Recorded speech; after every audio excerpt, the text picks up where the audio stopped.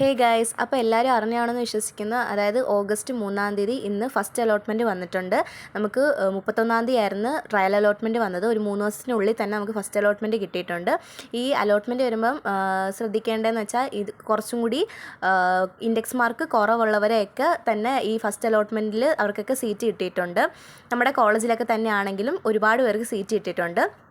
എന്തായാലും നിങ്ങൾ പോയി ചെക്കൗട്ട് ചെയ്ത് നോക്കുക നിങ്ങളുടെ അലോട്ട്മെൻറ്റ് സ്റ്റാറ്റസ് എങ്ങനെയാണെന്നും. അതുപോലെ തന്നെ ഫീ പേയ്മെൻറ്റൊക്കെ കൃത്യമായിട്ട് ചെയ്യുക.